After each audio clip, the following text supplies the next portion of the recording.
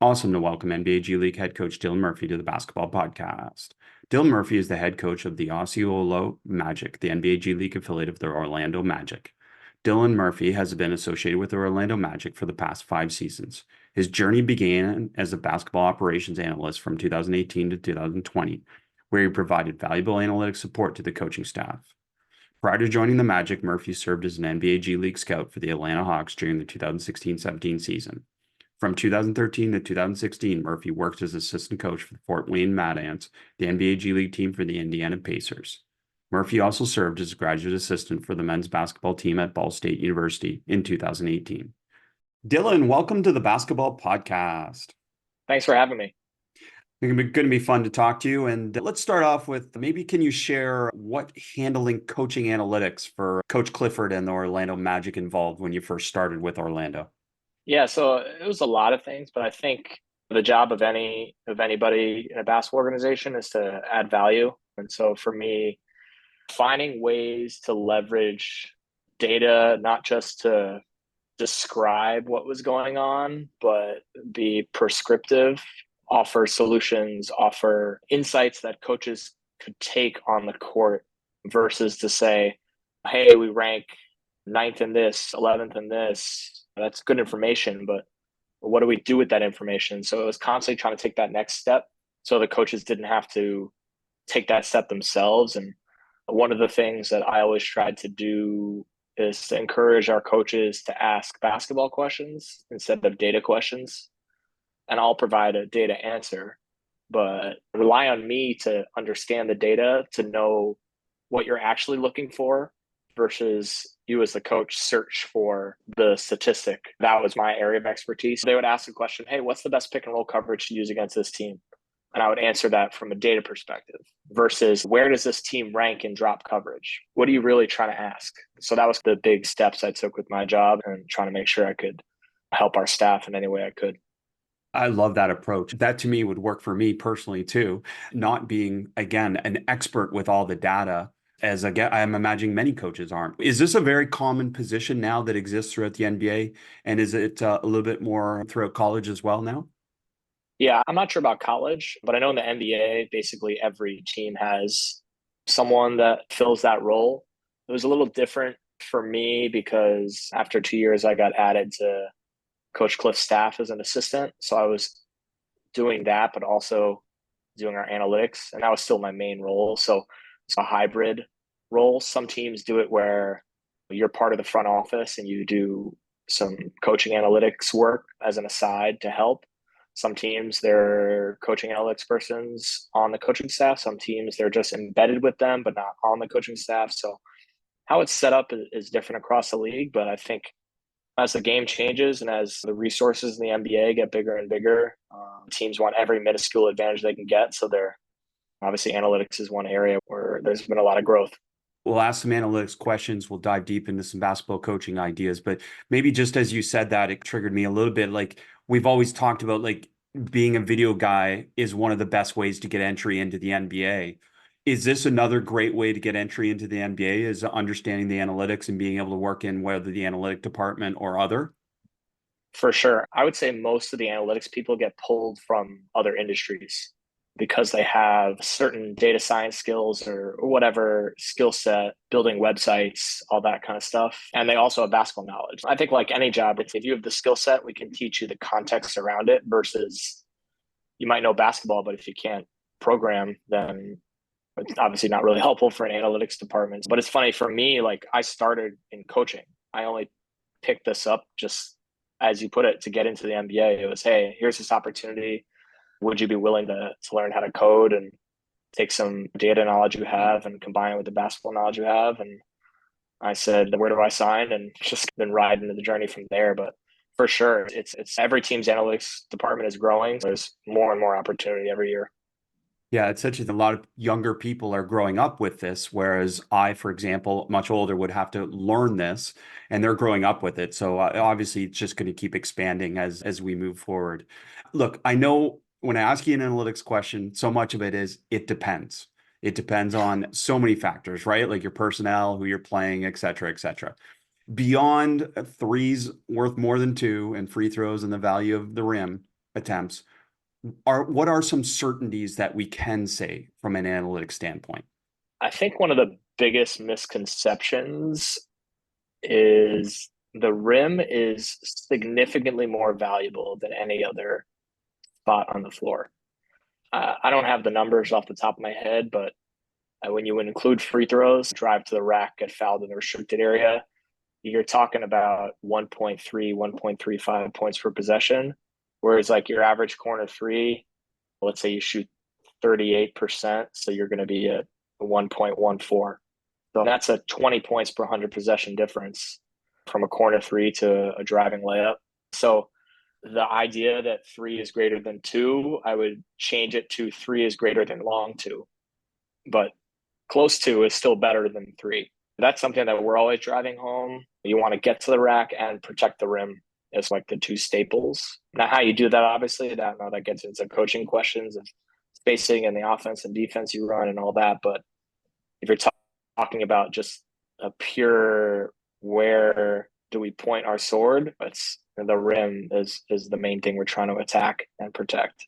I'm glad that's great phrasing, by the way, that I'll start to use.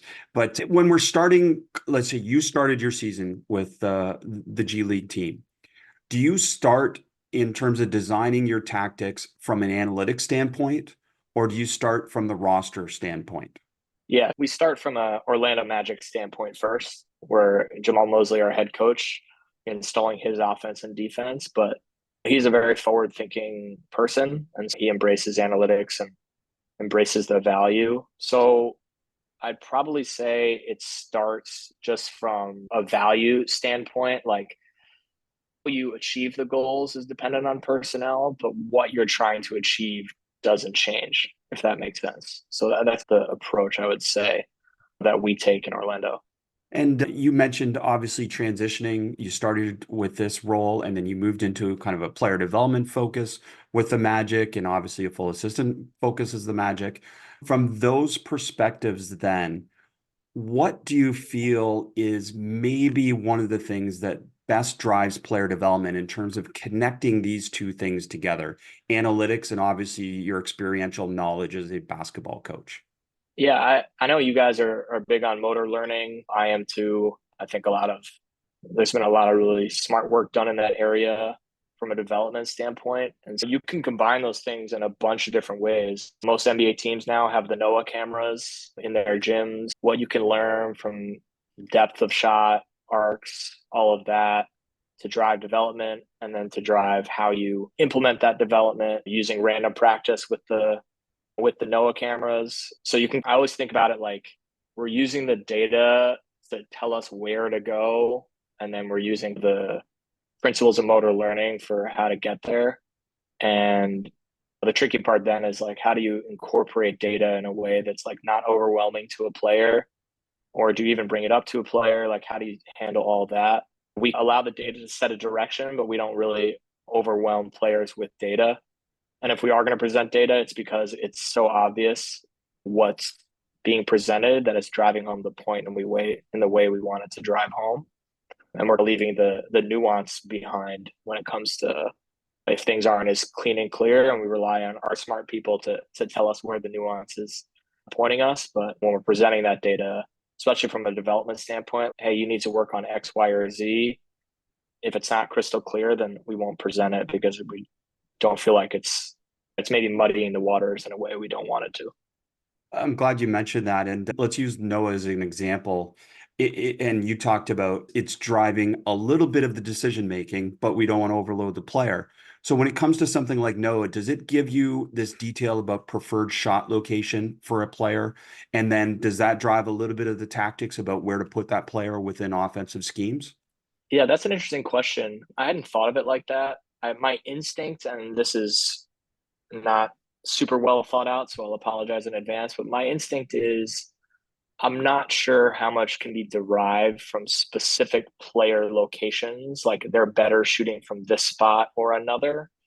I think shot distance is going to carry a lot more weight than shot location, if that makes sense. So, like a 19 footer versus a three, as opposed to a left wing three versus a right wing three. Obviously, there are always going to be outliers, but I would say the average player, it's probably not the case.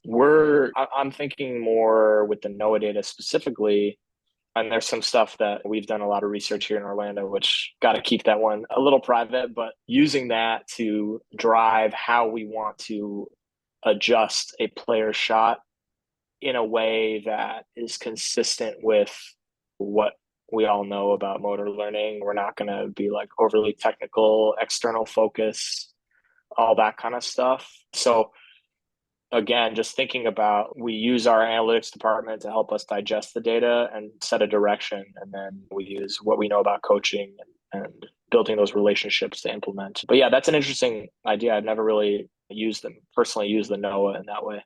It just came up as we were talking, but I love your blended approach. Like it makes sense to me in terms of connecting those two things. And I think that it tends to be actually from a skill acquisition, motor learning perspective that we're not connecting as much as the data seems ahead. Whereas a lot of programs, a lot of teams, for example, are not connecting as much from a skill acquisition perspective. But I know Orlando is doing that. Another thing that gets asked a lot when it comes to analytics, and I know this is a buzzword, is pace. Obviously, we talk a lot about pace. I know offensive scoring is up in the NBA, for example. But beyond just pace, how can coaches leverage analytics to optimize offensive tempo? And let's throw shot selection in, since we talked about that a little bit right there as well. Yeah, with the pace, I know we found in the past that pace basically has no relationship with offensive efficiency. Mm. If you think about the best offenses in the league, it's walk the ball down, throw it to Kevin Durant in the post and make a bunch of shots. And that's like the slowest offense in the league, but also probably the most efficient.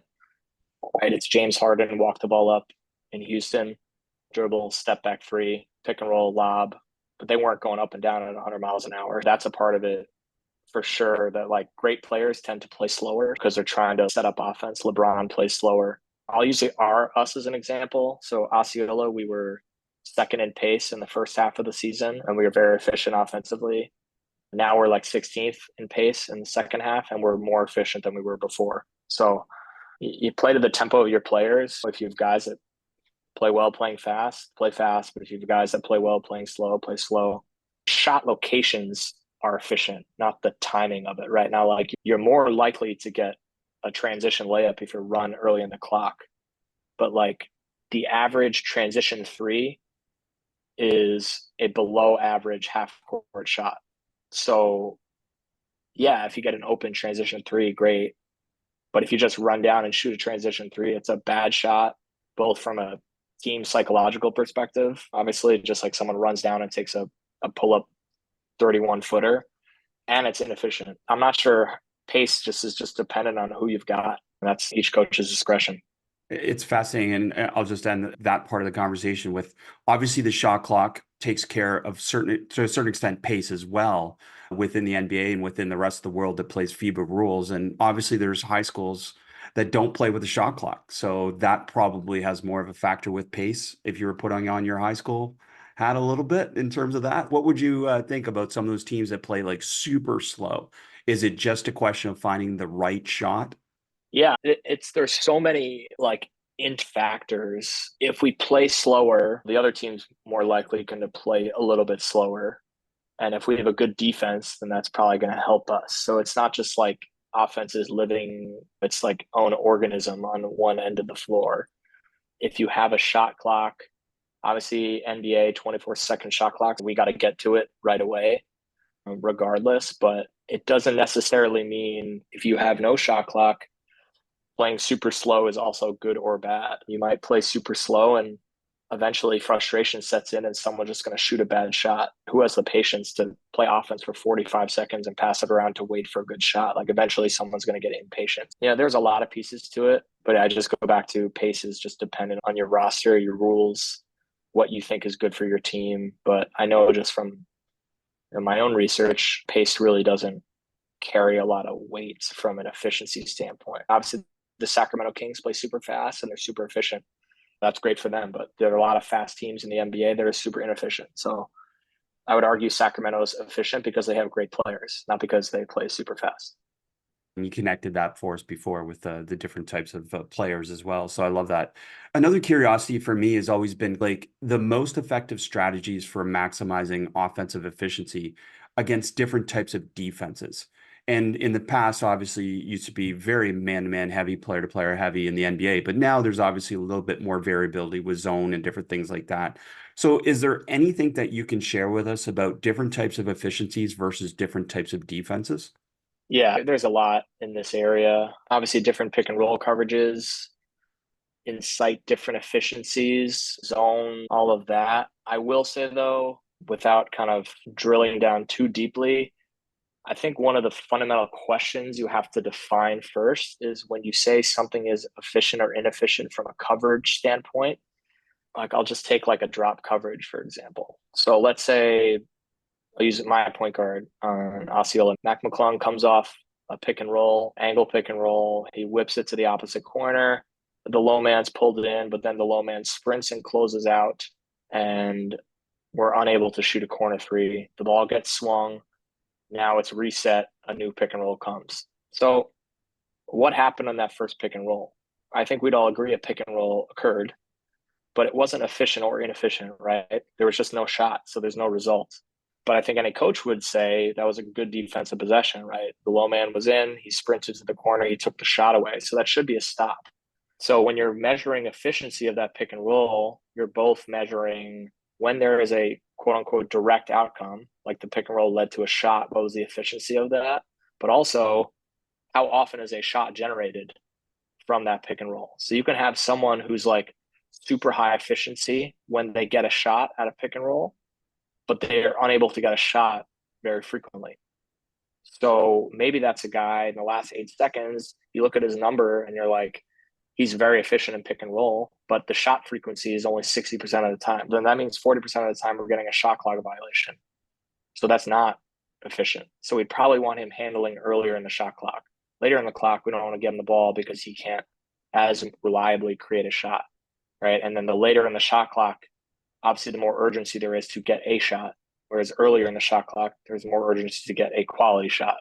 But when you're saying like which coverages are more efficient, like you have to look at which coverage is better for what period in the shot clock, given that I think we'd all agree a drop coverage is going to allow more shots generally, but they're going to allow lower efficiency shots. Whereas like a blitz is probably going to allow fewer shots, but if it gets beaten, it's going to get beaten with a wide open three or a dunk. So it probably makes more sense to be less aggressive early in the clock when you know they're not going to shoot it as likely because they're going to be more choosy, and then more aggressive later in the clock because they're going to shoot anything. Or not necessarily, obviously, but just a way to think about it. When you say what's efficient and what coverages are efficient, like it's a very, I didn't mean to go down the rabbit hole, but I did. And you can go a lot of different areas. And I think that's, again, when as a coach, ask a basketball question and then the data person will give you a data answer. Because when you say how efficient is drop coverage, it's like, that's a loaded question. What do you mean? Just some thoughts there that were I love rolling it. I around my mean, head. even that thought, just less aggressive early when they're less likely to shoot it, which is so true, right? So many teams run some masking action to start with where they're not even directly trying to score necessarily. So that makes total sense. And I love that answer. Obviously, again, highlights the complexity of this whole conversation.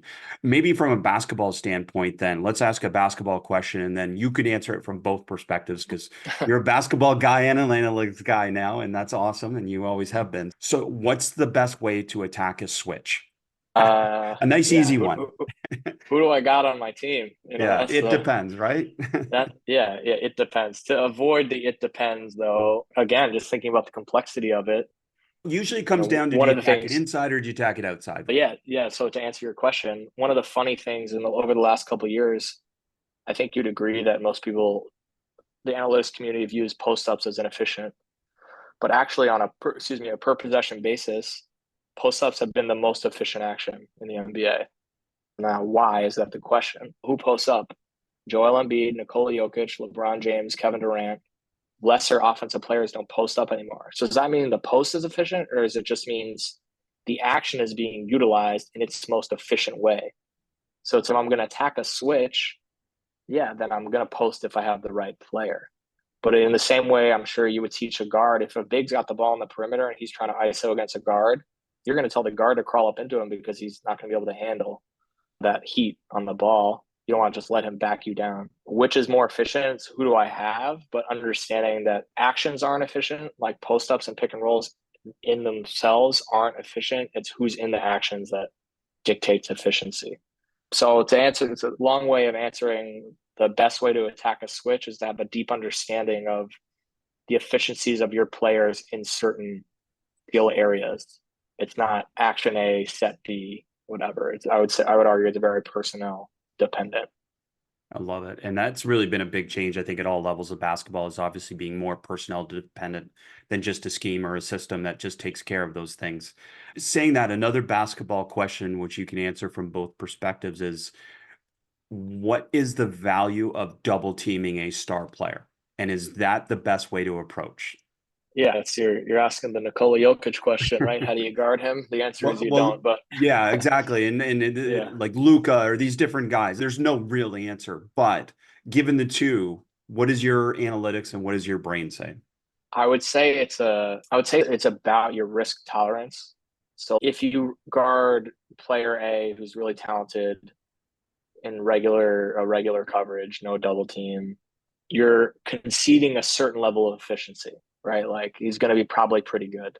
Whereas if you're going to double him, you're going to have one of two outcomes. One outcome is you play great defense and he's super inefficient, turns the ball over, you get run out dunks, whatever.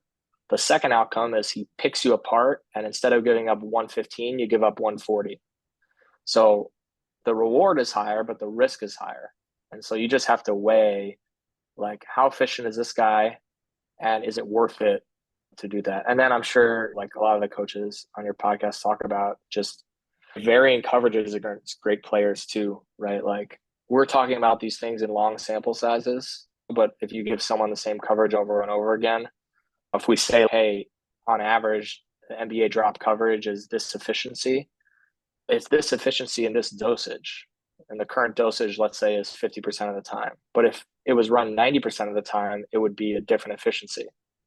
So all of that is you have to factor in. Do you double team players? I think the answer is you do something. I don't know if it's double, but I know just from standing up there and watching great players pick us apart, it's hard to stand there and do nothing. But then it gets back to the early conversation of when you're aggressive in the shot clock in the game, all of that. How are you aggressive? Are you a coach that you like to structure all of your rotations in a certain way? You like to double team only in certain ways? Or is it, hey, go double the ball and let's fly around?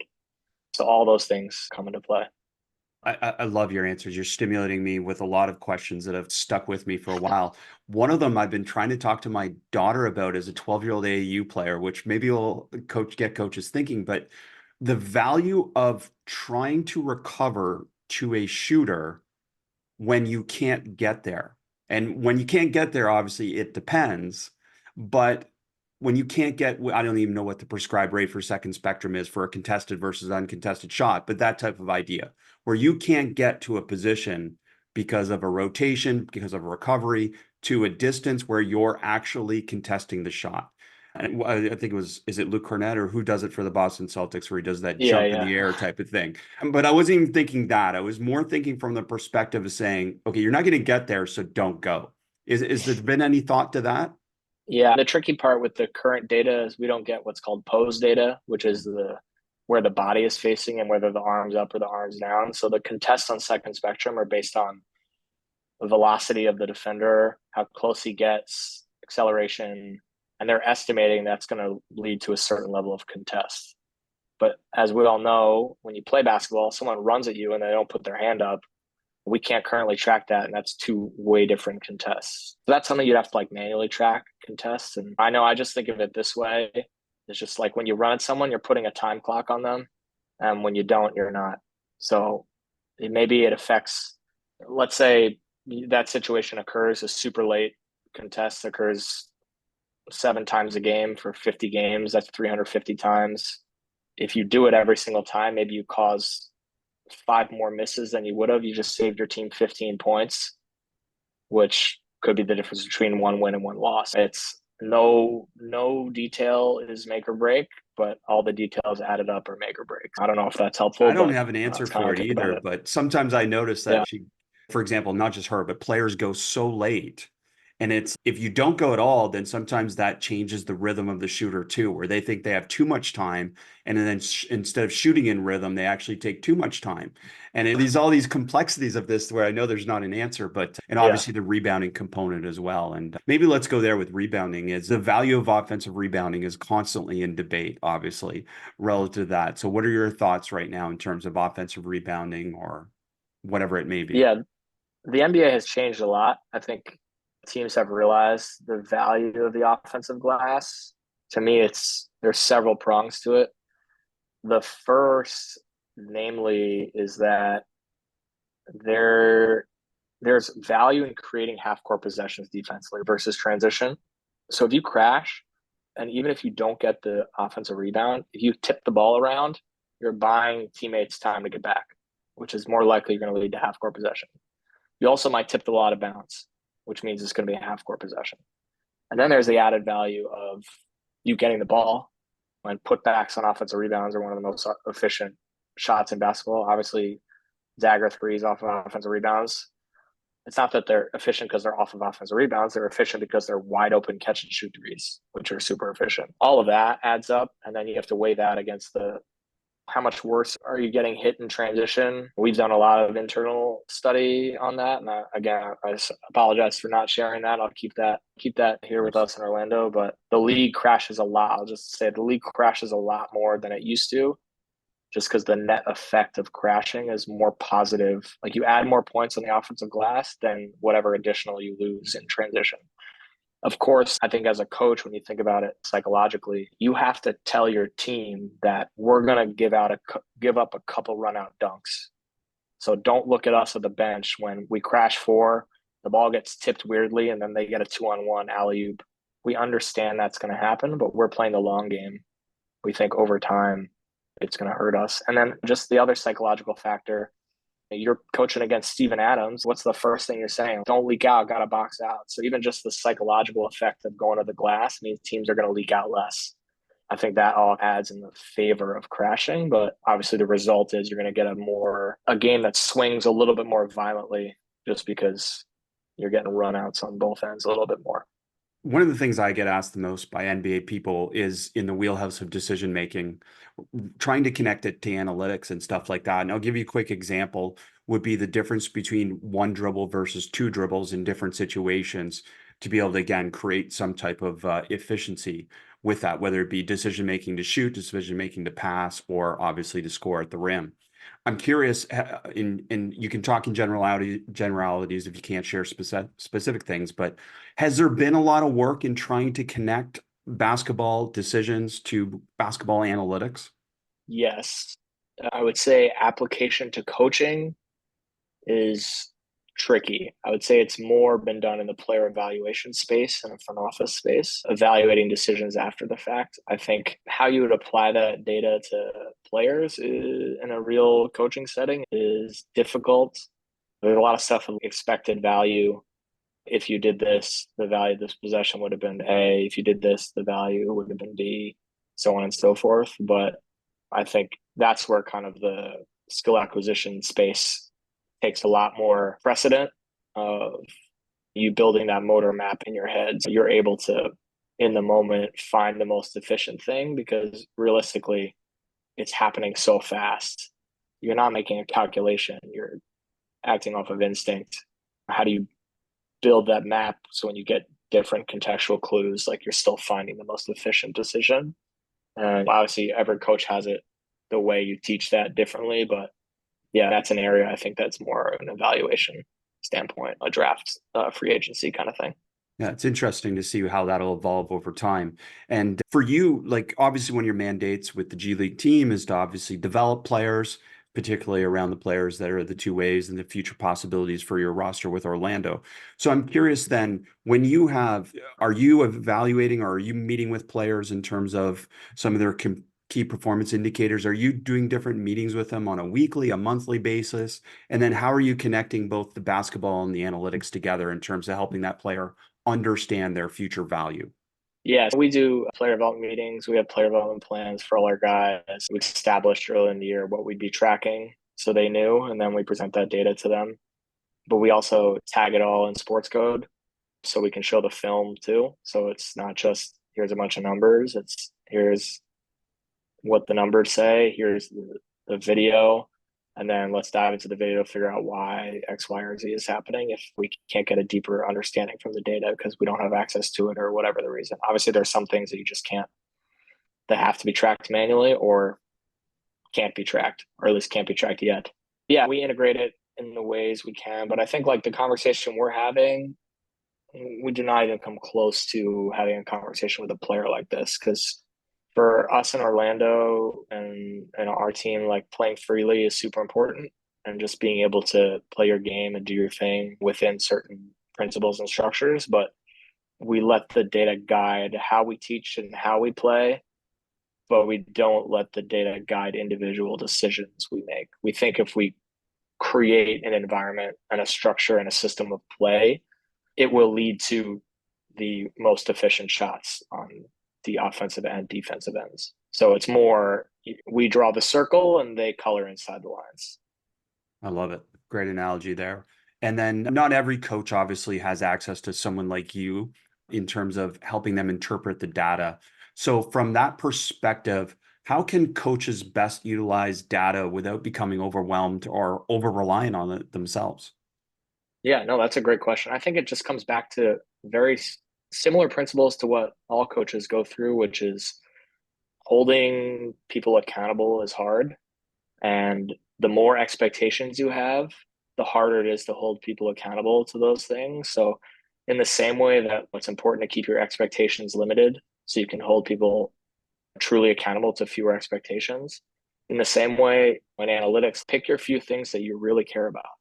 Whether it's we play defense a certain way, we want the low man to be this way, we want our gap help to be this, we guard ball screens this way, whatever. Pick your few things and then track those few things, and it'll be very revealing. If you try to do too much, then it's hard to differentiate signal from noise. And I think it also just backs up your messaging to your team. Hey, we care about A, B, and C. We're going to track A, B, and C. We're going to show it to you on film, and we're going to show it to you with data. And it also, frankly, just becomes manageable for a coaching staff. Our staff in Osceola is 6 people. And obviously, high school staffs are even smaller. Some college staffs are smaller. And instead of trying to conquer the whole world, just pick a couple things you like. It'll make it manageable for you. It'll make your message more powerful, and it'll allow you to hold people accountable to those things as long as you're keeping it consistent across from what you do in practice, games, film, analytics. Like it should all be driving at the same thing. Do you have an opinion on hustle stats, which is, again has been something that's been tracked for a while in different manners, but this kind of concept of connecting effort to the data? Yeah, anytime you track something, you're showing that you care about it. Like you're showing to your team that I care enough about this that I'm having somebody on my coaching staff sit there and watch the film and take a pencil and check it off every time it happens. So however you do that and however you want to incentivize it, I'm a big fan of it. The one thing to be careful though, and I should have mentioned this earlier too, with any tracking is understanding what behavior you're incentivizing or not incentivizing. You might be incentivizing something that you don't want to be incentivizing. As an example, like if you're going to say, we want to make sure that we're being the most physical team on every box out or whatever. It's like, that sounds good, but the result might be you commit a lot of fouls because you're just slamming into people constantly. Now, if you can live with that, but understand, put yourself in the shoes of a player who sees that incentive and what is their behavior going to be because of that. As long as you're willing to live with that, then that's okay. No tracking structure is ever going to incentivize the behavior you want perfectly. If you're tracking charges, like maybe it doesn't make sense to draw a charge every time. Maybe you should go vertical, but you're just going to have guys stepping in constantly trying to draw charges. And instead you get and ones all the time because they're blocks and they're just finishing. So as long as you're thinking through what the result of your incentive structure is, and you're okay with what the potential consequences of it are, then I think it's great. You just have to be aware of that nothing you track is going to say what you want. One thing I love, I heard someone say one time, like the data doesn't say anything. People say things about the data. So the data is only going to track exactly what you tell it to track. what results from that is what people say about it or how they respond to it. But I think that the charges one is a great example because maybe you have a 6'11" guy who you want to just go vertical every time because he's huge. And now you got him stepping in to draw charges because he wants a free ice cream sundae because he gets 10 charges or whatever. It's like not what we're going for. I was definitely exposed to the first concept of this teaching verticality with Stan Van Gundy with the Pistons when I had a chance to watch practices back when he was there, where they did specific drills. And since then, I've seen them at all levels of basketball to a certain extent. But what I'm curious about from that perspective is more some of the teaching points. What are some of the teaching points that you give players in terms of the teaching verticality? And obviously, officials at your level are very good with it. At different levels, they're not as good with it. But in terms of that concept of being able to jump, leave your feet, and stay vertical, can you give us some of the teaching points?